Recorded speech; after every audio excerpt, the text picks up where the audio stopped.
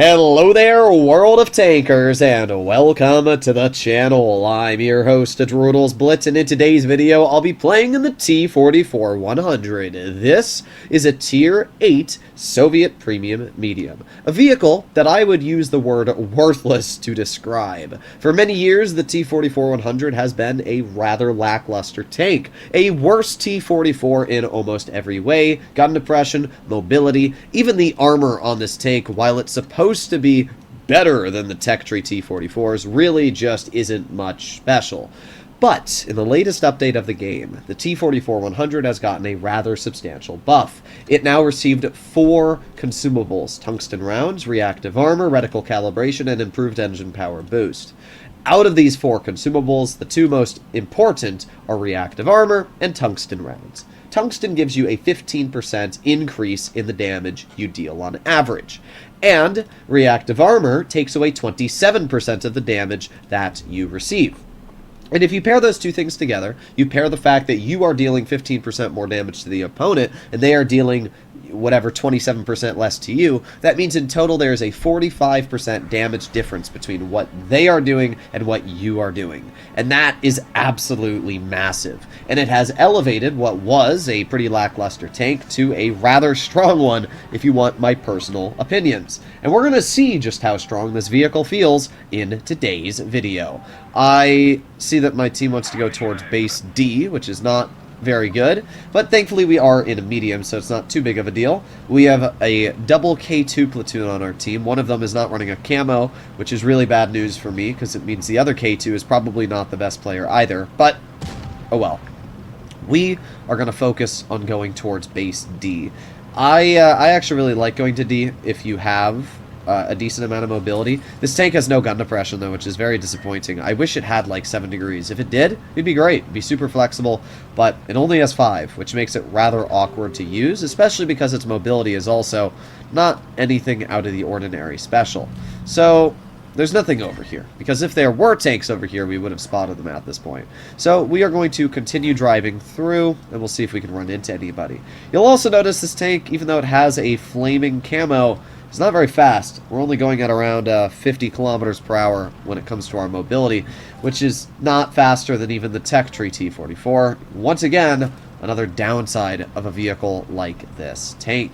We've spotted an enemy T-29 in the open, and nope, T-29 is all the way off in the distance. Well, we are going to lose an AFK 122 TM. That sucks. Okay, well, we are going to put on our reactive. We are going to shoot the Smasher. And he only does 300 damage to our tank, which is kind of nothing when you think about it. Let's see, we're going to aim it on the Smasher again. There you go. Another 319 damage shot. That was, I can't tell if that was an HE that he shot at us or what it was, but either way, we are aiming in again. Oh, that's unfortunate. That's not even really, I can't tell what he fired at me, but either way, the shell that we did shoot is rather unfortunate there on the Smasher. Okay, we're going to wait here. And now that the Smasher's starting to look away, we can finish him off for 6 damage. Alright, not too bad. Let's continue on our way. Now we get our reactive back in 38 seconds and our tungsten back in 40 seconds. Tungsten does have a bit longer of a cooldown versus reactive armor, but that's not too big of a... Okay. I got nothing to say. That was actually some of the worst RNG I've ever seen right there. Thankfully, we still get a shell into the Stritzvon 81, and his tank gets cleared. I don't know what to say about that shot. I'm actually speechless from that shell there. Alright, well, we got the T-34 Falcon. The rest of the enemy team appears to be going wide. As much as I'd love to get a shell out, it doesn't look like we have that opportunity yet. But I'm going to move on up over here, and we're going to start shooting at the T-34. We get a 278 damage shell, and he is dead. Alright, well, let's move up, and I'm just going to put on my reactive armor. We're going to get 1 shell into the enemy WZ. Look at that, only 316 damage. I mean, think about that. And then only 238. The level that reactive armor just mitigates damage you receive is kind of busted. It really is. And when you pair that with the fact that, again, we also have tungsten, which is giving us the ability to... Okay, well, apparently we can't pen that Skoda at the angle that we were aiming at him. But either way, you get my point. it's just a great combination. Shkoda's not able to finish me, and we get a shell into his vehicle, clearing him from the battlefield. Even though we only have one base capped, we are going up in base cap, and, well, looks like the defender kind of just killed himself. We're going to see if we can get a shell of our own into the defender. We might be able to get one. No, I refuse to die. Yes. Okay, we're good. So, first game, not bad, not great. The gun was kind of wonky, I will say that. It wasn't even the on-movement dispersion. It was just we were fairly aimed in and then the shell would still miss for no reason. But I think we did fine, and I really can't complain too much. That reactive armor absolutely saved us from having to worry about our hit points. Literally drove out in the open, killed the WZ, took a shell from the Škoda, and still wasn't a one-shot. It's just insane to me how much damage you can literally take away from an enemy shooting at you. As I said, reactive takes away 27% of the damage you receive. So, if I pull out a calculator very quickly here. Let's say you get shot from a 400 alpha tank. So you do 400 times, what, 0.73 it would be? So there you go. 292 is what a 400 alpha vehicle would roll on your tank. 292! That's crazy. And you have to remember that if a tank loads heat, like, for example, 340 damage per shot times 0.73, and you're rolling 248. I mean, that's actually insane. So, here we go. Another game. And, what do we have? AMX Defender, Centurion Mark 5-1, and a T-26E3. Okay, that is 3 medium tanks. They also have a T-25-2, which could almost be classified as a medium. So, we might be having a lot of resistance on this side of the map. I guess we're going to find out. We are going to start this game off quite simple and head up to the bush, which I normally like to go to.